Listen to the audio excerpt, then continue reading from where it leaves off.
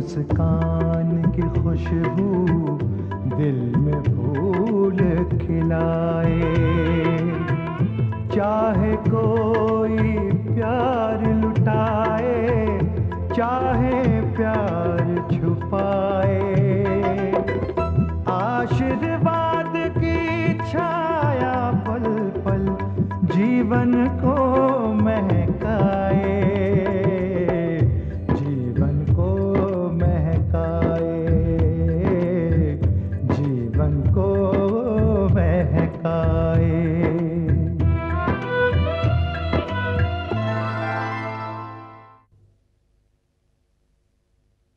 लेकिन वो वाइन अच्छी है, कल फिर पियेंगे ना?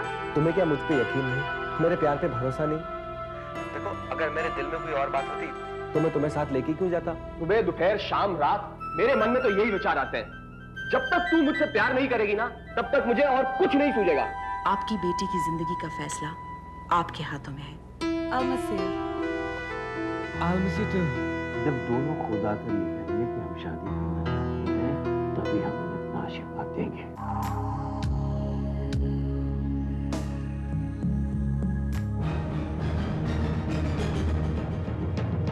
और दवाइयां लाया हूं तेरे लिए।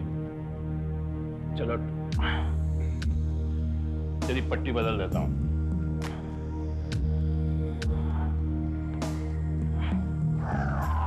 आपने अब तक बताया नहीं मुझे। क्या नहीं बताया भाई, दर्द हो रहा है, कुछ दिन और होगा, बर्दाश्त कर ले। वो तो कर रहा हूं, लेकिन ये समझ में नहीं आ रहा कि जिसने मेरी जान लेनी चाहिए उसी ने मुझे बचाया क्यों? मारने वाले से बचाने वाले के हाथ लंबे होते हैं। ये मेरे सवाल का जवाब नहीं। अगर बचाना ही था तो मारा क्यों? देख, शादी में रुकावट डालने तू पहुंचा था और उस रुकावट को दूर करना फर्ज था मेरा, और एक इंसानी जान बचाना भी मेरा फर्ज है। इसलिए तुझे उठाकर यहां लाया हूं, तेरा इलाज किया है। अब लगता है कि तू भगवान की दया से कुछ दिनों में ठीक हो जाएगा। जब ठीक हो जाऊंगा उसके बाद अब तो हॉस्टल में रहने के लिए मुझे जगह भी नहीं मिलेगी। जिसने ये दुनिया बनाई है वो कीड़े मकोड़ों के जिंदा रहने के लिए कुछ ना कुछ सामग्री जुटा देता है। तो तू तो इंसान का बच्चा है, तेरे लिए भी कुछ ना कुछ बंदोबस्त हो जाएगा।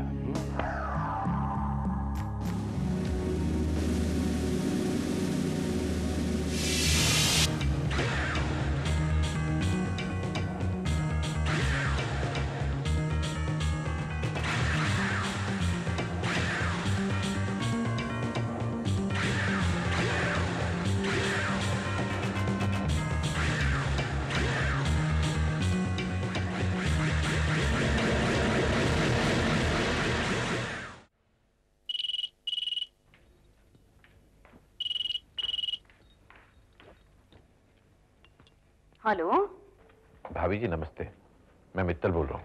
मैंने सिर्फ हेलो कहा और आपने पहचान भी लिया कि मैं बोल रही हूँ। मैं आपकी आवाज कैसे भूल सकता हूँ भाभी जी। हेलो कहिए। भाभी जी, मुझे आपसे मिलना है। वो बात जो उस दिन अधूरी रह गई थी, मैं पूरे तौर पर कहना चाहता हूँ। ये शाम तक लौट आएंगे, आप उस वक्त घर आइए। नहीं भाभी जी, पुरुषोत्तम से नहीं, ये बात मुझे सिर्फ आपसे कहनी है, और ये बात कहने के लिए मैं घर पर नहीं आ सकता, आपको यहाँ आना होगा अकेले अभी। लेकिन भाई साहब, मैं इस तरह कैसे आ सकती हूँ? भाभी जी प्लीज, आपके लिए ये बात जानना बहुत जरूरी है। प्लीज थोड़ी देर के लिए आ जाइए, मैं होटल की लॉबी में आपका इंतजार कर रहा हूँ।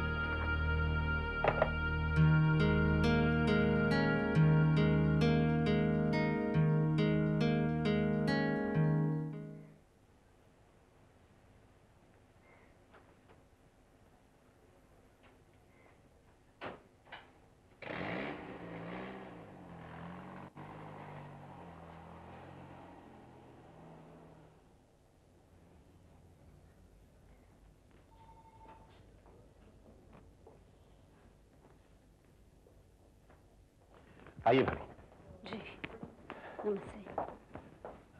रेस्टोरेंट में चल के बैठे? नहीं नहीं, यहीं बैठकर बात करते हैं। ठीक है, आइए प्लीज।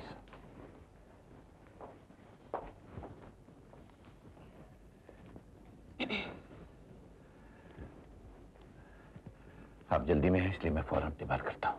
जी। मानसिंघा परिवार में प्रीति का रिश्ता किसने तय कराया? आप लोगों को उनसे किसने मिलवाया? राधेश्याम के ससुर अग्रवाल जी ने। उस परिवार से दूर का रिश्ता है उनका। और आपने इतना नजदीक का रिश्ता बना दिया। रिश्ता कबूल करने से पहले छानबीन भी नहीं की उनके बारे में। ये आप क्या कह रहे हैं? क्या हुआ? सुमित्रा देवी, जिसे आप विजय की मां समझते हैं, दरअसल विजय की मां नहीं है।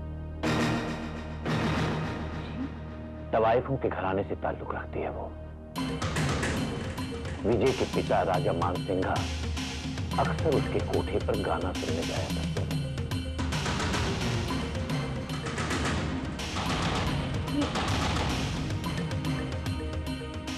ये आप क्या कह रहे हैं?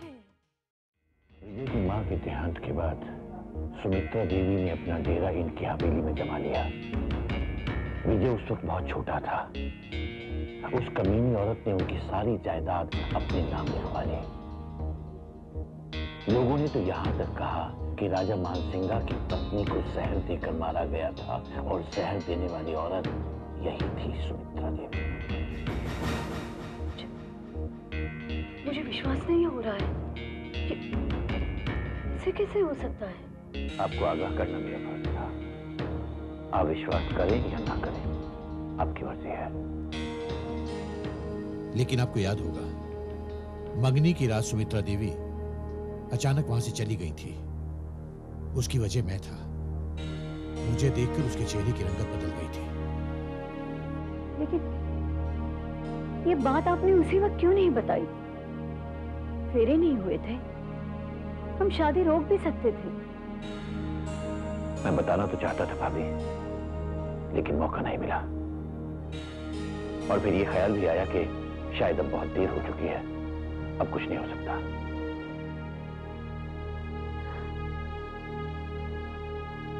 आपने मुझे बड़ी दुविधा में डाल दिया। अब इसका हल आप ही बताइए। क्या कर सकती हूँ मैं? फिलहाल तो कुछ भी नहीं। विजय के बारे में मुझे ज्यादा जानकारी नहीं है। हो सकता है कि वो एक अच्छा शौहर साबित हो। आपको कोशिश ये करनी चाहिए कि प्रीति और विजय सुमित्रा देवी के साथ ना रहे, उस औरत का साया ना पड़े उन पर। लेकिन क्या विजय को सुमित्रा देवी की असलियत मालूम नहीं होगी? राजीनामा करता है उसे। उसे मालूम ना हो ऐसा हो ही नहीं सकता। वो अगर इस राज पर पर्दा डाल रहा है तो उसकी कोई मजबूरी होगी। लेकिन मैं इनसे क्या कहूं इस बारे में?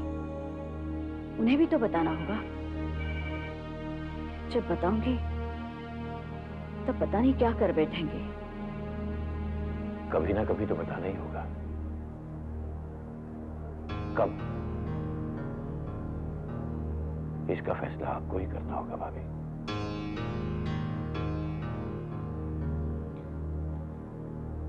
मैं चलती हूँ। चलिए, मैं आपको बाहर छोड़ देता हूँ। नहीं, मैं नहीं चाहती कि हमें कोई साथ देख ले।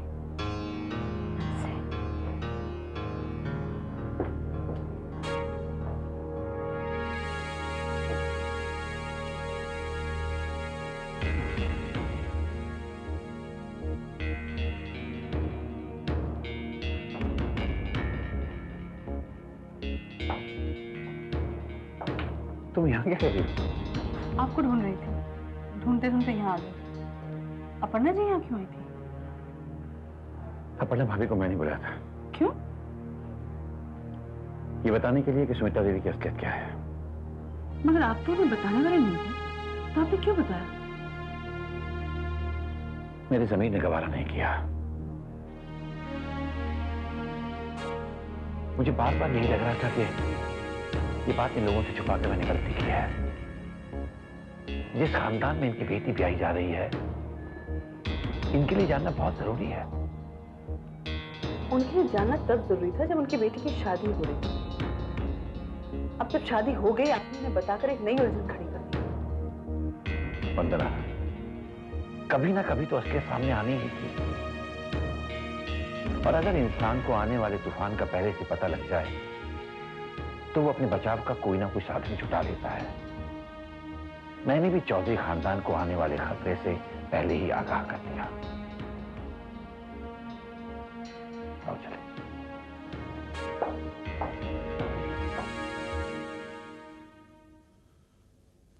आपने मुझे याद किया। विजय को जाके कितने दिन हो गए? आज 5वां दिन है। 5 दिन 4 रातें। तुमसे जितना पूछा जाए उतना ही जवाब दो। जी। उसका कोई फोन आया था? जी नहीं। तुम गाड़ी लेके फार्म हाउस जाओ। उसे कहो कि हनीमून बहुत मना लिया है, अब घर वापस आ जाए। शादी की रंगरलियां पूरी हो चुकी हैं। आपकी कही हुई बात वैसी की वैसी दोहराऊं या सिर्फ वापस आने के लिए कहूं? तुमसे जो कहा गया है वही करो। जी।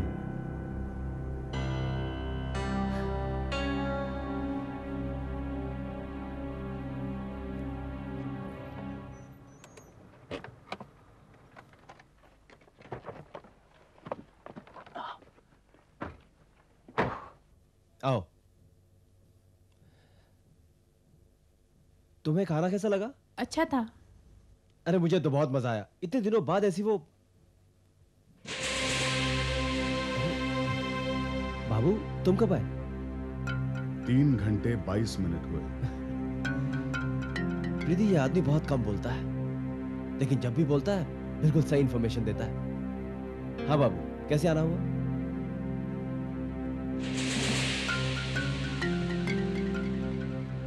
प्रीति तुम अंदर चलो, मैं भी आता हूँ। जी।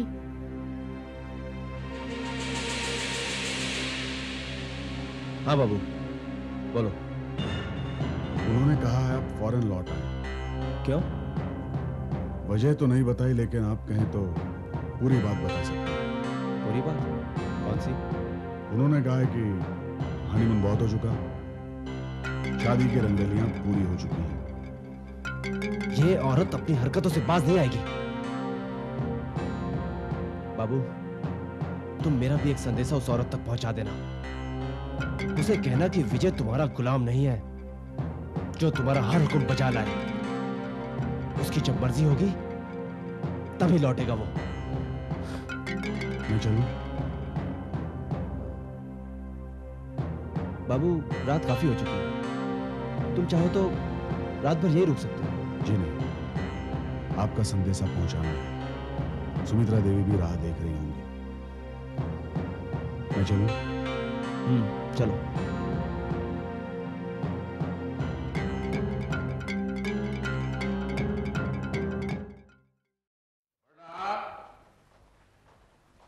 अपर्णा जी। आजकल गद्दी से आते आते बहुत देर हो जाती है आपको। थोड़ा जल्दी आ जाया कीजिए ना। क्यों? जब शादी की गहमा गहमी थी तब घर भरा पूरा लग रहा था, अब एकदम सूना सूना लग रहा है। प्रीति चली गई, कोई बात करने के लिए भी नहीं है मुझसे। बहू ला कर दिए ना तन्ने, उसके साथ मन नहीं लगता था रात? वो अभी अभी इस घर में आई है, थोड़ी सी झिझकती है मुझसे बात करने में। थारे छोटे बेटे का ब्याह करवा दूं? एक और बहू आ जाएगी तो घर इतना सूना नहीं लगेगा। सुभाष का ब्याह? हाँ, सुभाष का ब्याह मित्तल की बेटी से। ये कब सोचा आपने? मैंने नहीं सोचा, मित्तल खुद ही कह रहा था। आपने बताया नहीं मन में? अरे तो अब तो बता रहा हूँ ना। रूमा वैसे प्यारी बच्ची है ना? बहुत अच्छी। अगर सुभाष मान गया तो कितना अच्छा होगा ना? अरे जब बाप मान गया तो बेटे को भी तो मानना पड़ेगा ना।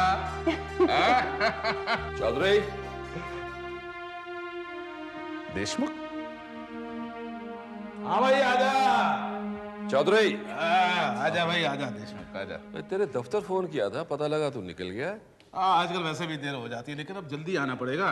तेरी भाभी कहती है मेरे बिना उसका जी नहीं लगता। क्यों पढ़ना? नमस्ते भाभी। नमस्ते। भाभी अपने हाथ की एक अच्छी सी चाय पिला। हाँ अच्छी, मैं भी पीऊंगा।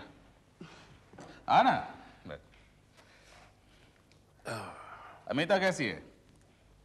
उसको भी साथ ले आता ना।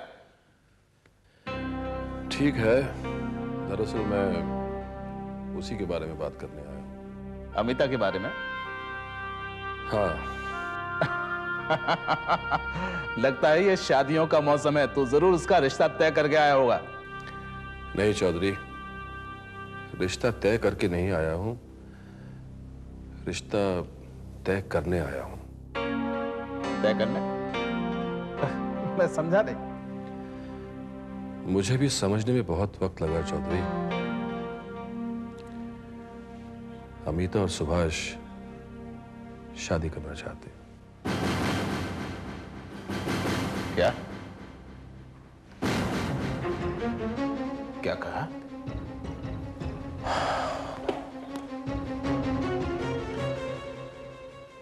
मैं जानता था इस बात को सुनकर तू किसी तरह चौंकेगा, लेकिन अमिता और सुभाष एक दूसरे को पसंद करते हैं और शादी करना चाहते हैं। मेरी समझ में नहीं आ रहा इस बारे में मैं क्या कहूं। किसी ने भी मुझसे इस बात का जिक्र तक नहीं किया। यही होता है चौधरी, सारी दुनिया को खबर होती है कि बच्चे क्या कर रहे हैं, क्या चाहते हैं। हम माँ बाप ही बेखबर होते हैं। मुझे किसने बताया? अमिता ने या सुभाष ने?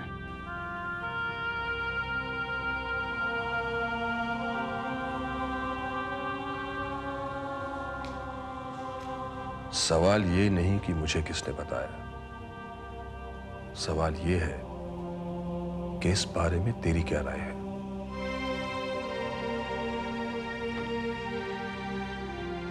हाँ,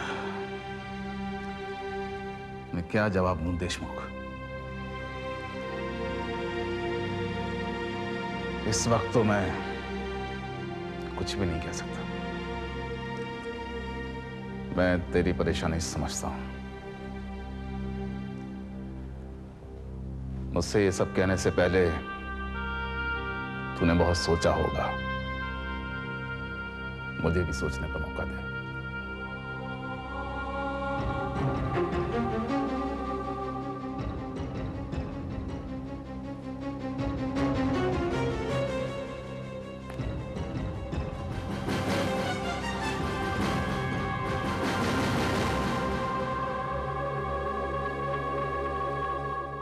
झरनों पर किसकी बंदिश है, पवन पे किसका पहरा है।